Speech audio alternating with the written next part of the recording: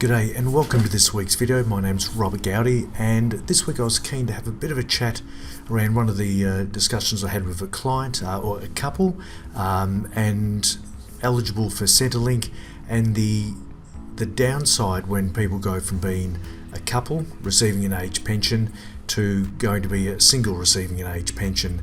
And whilst things can be pretty rosy and meet their income needs easily as a couple, when someone passes away down the track and you go to being a single age pensioner, things can be particularly tougher. And the reasoning for that is that the assets test threshold is significantly higher as a couple than you are as a single.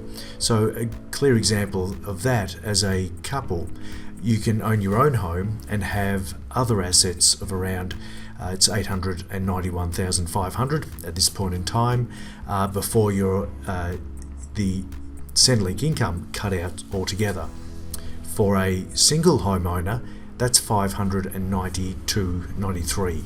So it's essentially $300,000 less. In addition to that, a full age pension for a couple is about $38,000 per year, whereas single, it's $25,500 per year.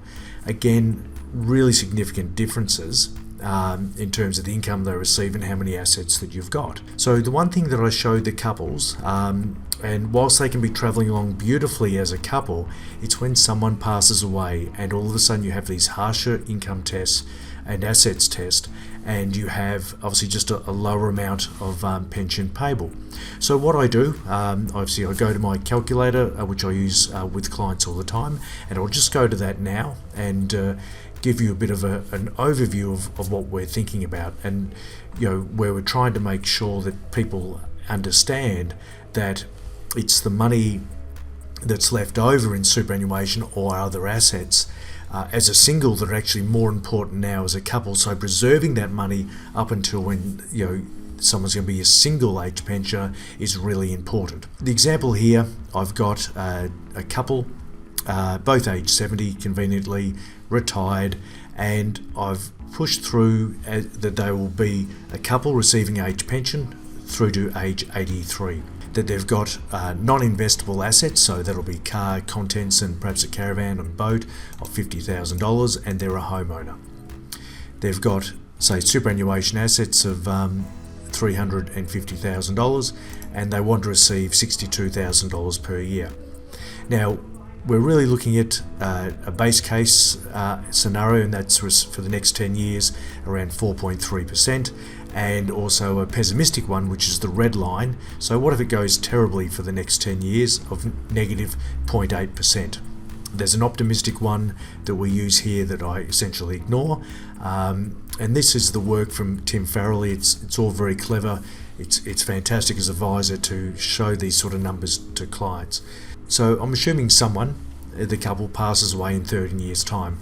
How much money do they have left? So working on the base case that shows that they're getting close to a full pension, and obviously will be, say, $30,000 to $38,000, and they're supplementing up to $62,000 from their superannuations of $350,000. And at age 83, they got $180,000 left in assets. So someone passes away there, if they've got $180,000, a single age pension will get a full pension, but their pension will come back to $25,500, and we're going to need probably $20,000 per year to get that up to $45,000 to make sure that things are comfortable enough. You really don't want to become a single age pensioner with zero other assets, because trying to run a home, a car, and instead of buying two spuds you buy one, there's not a huge amount of difference in the ongoing expenses, rates, insurance, fuel, and so on, whether it's two or one in the household. So making sure there's some extra assets there, and in this scenario here where we've got $180,000 for the next, say, 10 years, excluding any return, there's going to be $18,000 per year that they can use to supplement in addition to their pension. And when it comes to aged care, more than likely there's a home that they can still afford to be in, because that's the alternative. If they cannot afford to run their house and they have no extra assets to supplement their retirement over and above a single age pension, selling the home and renting can always be an option. There is also the pensioner loan scheme, where they use the house as equity, and the government has a system there in place for that, so that's another option. But yeah, for the people that do it toughest in our society are the single homeowners on receiving a pension with no other assets to back them up. They're the ones that do it tough and find it really difficult to get by. So when I'm sitting down with couples very early on the piece, I let them know about these sort of calculations, that we really want to make sure that there's going to be some money that we're preserving for down the track when there's a single age pensioner in the house. Thanks for listening. I hope that's a bit of a help and good relevant information for some. Thanks for listening, and we'll catch you next week. Bye.